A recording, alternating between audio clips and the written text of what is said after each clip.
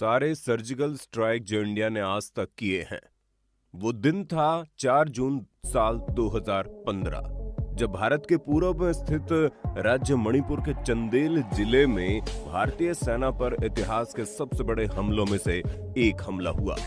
और उससे भी हैरानी की बात तो यह है कि इस हमले के पीछे बाहर ही देश के दुश्मनों का नहीं, बल्कि अपने ही देश में रहने वाले दुश्मनों का हाथ था, जिसे हम उग्रवादी के नाम से भी जानते हैं। लेकिन इस बार जिन उग्रवादियों ने भारतीय सेना पर हमला किया था, उसके साथ विदेशी ताकतों का हाथ था। यही वजह है कि यह हमला इतिहास का पहला ऐसा मामला था जब उग्रवादियों ने सेना पर हमला करने के लिए रॉकेट लॉन्चर का इस्तेमाल किया था। करीब 50 से ज्यादा हथियारबंद उग्रवादियों ने सेना को चारों तरफ से घेरकर उन पर अंधाधुंध फायरिंग कर दी। फायरिंग करने के लिए उन्होंने बंदूकों के साथ साथ रॉकेट लॉन्चर का भी सहारा लिया। ये हमला इतना खतरनाक था कि मौके पर ही भारतीय सेना के 18 जवान शहीद हो गए। हमले के बाद खुफिया एजेंसियों पर भी सवाल उठे कि कैसे उन्हें इतनी बड़ी तादाद में उग्रवादियों की मूवमेंट का कुछ पता नहीं चला। अलगाववादी संगठन यूनाइटेड लिबरेशन फ्रंट ने खुलेआम इस हमले की जिम्मेदारी ले ली थी और अब भारत सरकार और भारतीय सैनिकों के ऊपर दबाव था कि कितनी जल्दी अपने शहीद हुए सैनिकों का बदला लिया जाए। जितने भी उग्रवादियों ने मिलकर सेना के ऊपर हमला किया था, उसका पूरा का पूरा दल ही भारत छोड़कर म्यांमार में जा छुपा था।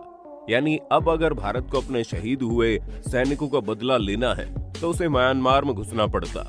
जिसके बाद हमारे देश के सैनिकों ने एक सीक्रेट मिशन तैयार किया जिसका नाम था ऑपरेशन सनराइज, जिसके तहत भारतीय सेना ने बिना किसी को भनक लगे ही इंटरनेशनल सीमा को पार करके म्यांमार में एंट्री ले ली और भारतीय सेना के द्वारा हर एक उग्रवादियों को चुन चुन कर मारा गया। ये भारत के इतिहास में पहली बार हुआ था जब भारतीय सेना किसी दूसरे देश में घुसकर आतंकवादियों और उग्रवादियों का खात्मा करने लगी थी। लेकिन हैरानी की बात तो यह है कि सर्जिकल स्ट्राइक के बारे में उस वक्त किसी को नहीं पता चला, लेकिन इस कार्रवाई की वजह से भारतीय सेना के अंदर इतनी हिम्मत आ गई थी कि उसके ठीक 1 साल बाद भारतीय सेना ने यही कारनामा दोहरा दिया। और ये दिन था 28 सितंबर साल 2016 का। ये वही रात थी जब प्रधानमंत्री नरेंद्र मोदी और भारत के शीर्ष नेता एक नई कहानी लिख रहे थे। उस वक्त पूरा देश सो रहा था, लेकिन प्रधानमंत्री कार्यालय में अफरा तफरी मची थी क्योंकि भारतीय सेना के 150 जवान इस वक्त इंटरनेशनल सीमा को क्रॉस करके पाकिस्तान में एंट्री करने की कोशिश कर रहे थे। लेकिन 6 घंटे की जद्दोजहद के बाद भारतीय फौजें पाकिस्तान की सीमा के अंदर घुसकर आतंकी कैंपों को खत्म करके वापस आ चुकी थी। और 29 सितंबर को दुनिया ने जान लिया कि नए भारत का सूर्योदय हो चुका था। ये नया भारत न झुकेगा न ही रुकेगा। दोस्तों, हुआ ये था कि 18 सितंबर साल 2016 को पाकिस्तान से आए आतंकियों ने जम्मू कश्मीर के उरी सेक्टर में भारतीय सेना के शिविर पर हमला कर दिया। इस घातक हमले में भारतीय सेना के 18 जवान शहीद हो गए थे। पूरे देश में आक्रोश का माहौल था। तब पीएम मोदी ने कहा कि हमलावर बेखौफ मत हो जाना और ना ही तुम्हें माफ किया जाएगा। प्रधानमंत्री ने तुरंत भारतीय सेना के उच्च पद पर बैठे हुए लोगों को आदेश दिया कि जल्द से जल्द इसके खिलाफ कार्रवाई की जाए। हमले के महज दूसरे दिन से ही भारतीय सेना ने कार्रवाई की प्रक्रिया शुरू कर दी। अभी शहीद सैनिकों की चिता की आग भी शांत नहीं हुई थी कि भारतीय सेना ने बदला लेने की तैयारी शुरू कर दी। और इस बार आतंकवादियों के इधर आने का इंतजार नहीं, बल्कि खुद उधर जाकर आतंकवादियों को निपटाने का प्लान था। भारतीय सेना के 150 सबसे ज्यादा तगड़े और सबसे जाबाज सिपाहियों को इस मिशन के लिए तैयार किया गया। और इस मिशन की सबसे खास बात यह थी कि सेना को वापस आने की सख्त हिदायत दी गई थी, यानी कि मिशन को भी खत्म करना और एक भी भारतीय सैनिक शहीद नहीं होना चाहिए। जिसके बाद 28 सितंबर की आधी रात 12 बजे MI-17 हेलीकॉप्टर के जरिए 150 कमांडो को LOC के पास उतारा गया। आपको जानकर हैरानी होगी, हेलीकॉप्टर ने जमीन पर उतर के सैनिकों को नहीं उतारा, बल्कि उन सभी सैनिकों को पैराशूट के जरिए जमीन पर कूदना पड़ा। और जिस वक्त सैनिक हेलीकॉप्टर से जमीन पर कूद रहे थे, उस वक्त उनकी ऊंचाई 35,000 फीट की थी।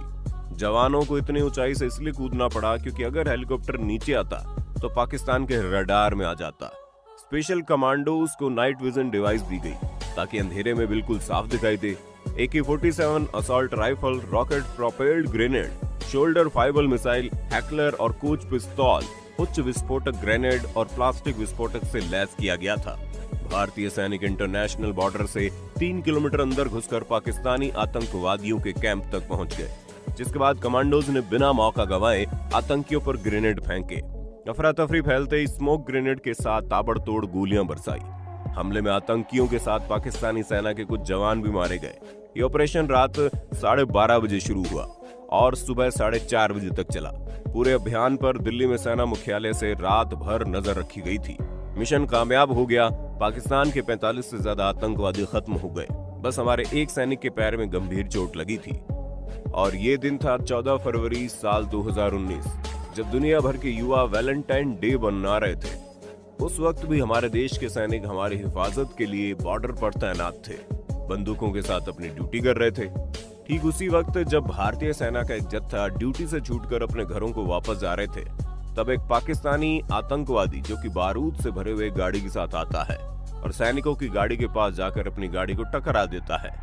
रिपोर्ट में बताया गया वो आतंकवादी अपनी गाड़ी में 80 किलो RDX के साथ आया था और ये धमाका इतना भयंकर था कि वहां मौजूद 45 सैनिक के शरीर क्षत विक्षत हो गए। एक झटके में पूरा देश मातम के माहौल में बस गया।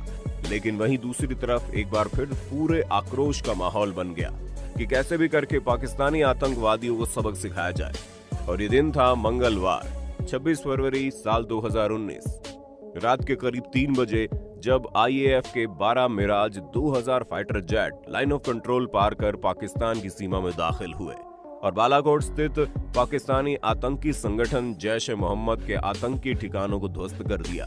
बाद में इसे बालाकोट एयर स्ट्राइक के नाम से जाना गया। सरकारी दावे के मुताबिक मिराज 2000 ने आतंकी ठिकानों पर करीब 1000 किलो के बम गिराए, जिसमें तकरीबन 300 आतंकी मारे गए। और आपको जानकर हैरानी होगी, पाकिस्तान को भारत की इस कार्रवाई की भनक भी नहीं लगी। पाकिस्तानी आतंकवादियों को सबक सिखाने के लिए जब प्रधानमंत्री नरेंद्र मोदी की तरफ से NSA अजीत डोभाल को जिम्मेदारी दी गई, उस वक्त अजीत डोभाल ने बताया कि इस बार भारतीय सैनिकों का पैदल अंदर जाना खतरे से खाली नहीं। इस बार आतंकवादियों को सबक सिखाने के लिए फाइटर प्लेन का इस्तेमाल करना पड़ेगा, क्योंकि पिछले सर्जिकल स्ट्राइक की वजह से पाकिस्तान अब हर वक्त इससे तैयार रहता है। यही वजह है कि एयर स्ट्राइक से 2 दिन पहले ही प्लान तय हुआ कि मिराज 2000 के साथ AWACS को भी तैनात किया जाएगा। इन्हें ग्वालियर में तैनात किया गया था और साथ ही इमरजेंसी के लिए आगरा बेस को भी अलर्ट रखा गया। 25 फरवरी की शाम ऑपरेशन में हिस्सा ले रहे लोगों के फोन बंद कर दिए गए। PM मोदी, NSA अजीत डोभाल और BS धनोआ लगातार हर अपडेट की जानकारी ले रहे थे। 26 फरवरी की देर रात जब मिराज 2000 ने ग्वालियर से उड़ान भरी, तो आगरा और बरेली के एयरबेस को भी अलर्ट कर दिया गया। इस दौरान पाकिस्तानी एयर डिफेंस सिस्टम पर निगाह रखने को कहा गया। 12 मिराज लड़ाकू विमान रात लगभग 3 बजे पाकिस्तानी सीमा में दाखिल हुए और बालाकोट में बम बरसाने शुरू कर दिए। आपको जानकर हैरानी होगी कि महज 90 सेकंड के भीतर भारतीय सेना ने पाकिस्तानी सीमा पर मौजूद आतंकवादियों के पूरे अड्डे को तबाह कर दिया। हालांकि इस दौरान पाकिस्तान की इस बात की भनक लग गई कि कोई हवाई जहाज उसकी सीमा में दाखिल हुआ है। यही वजह कि पाकिस्तान के F-16 विमान एक्टिव हो गए, लेकिन तब तक भारत की वायुसेना अपना काम कर चुकी थी। भारतीय वायुसेना के एक्शन से बालाकोट में मौजूद जैश ए मोहम्मद के ठिकाने तबाह कर दिए गए थे। जैसे पाकिस्तान को इस बात की भनक लगी, भारतीय सेना एक बार फिर से सर्जिकल स्ट्राइक कर चुकी थी। पाकिस्तान ने घटना के बाद अपने पूरे एयर स्पेस को नो फ्लाई जोन घोषित कर दिया था, यानी पूरे पाकिस्तानी हवाई में कोई भी हवाई जहाज नहीं उड़ सकता। लेकिन दुनिया भर में हो रही बेइज्जती की वजह से पाकिस्तान को तुरंत अपना एक्शन वापस लेना पड़ा और पाकिस्तान तुरंत बयान जारी करके कहता है कि उसके देश में ऐसी कोई स्ट्राइक ही नहीं हुई है। लेकिन सच्चाई यही थी कि भारत ने इस बार जो एयर स्ट्राइक की थी, उसमें पाकिस्तानी आतंकी मसूद अजहर के दोनों भाई भी मौत को प्राप्त हुए थे।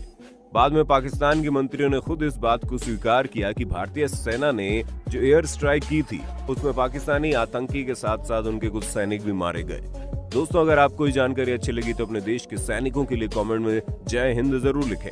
वीडियो अच्छी लगी तो लाइक कीजिए, हमारे चैनल को सब्सक्राइब करके बेल आइकन को ऑन करना बिल्कुल मत भूलना, क्योंकि the earth adventure in Hindi की टीम आपके लिए हर रोज ऐसी इंफॉर्मेटिव वीडियोस लाते रहती है।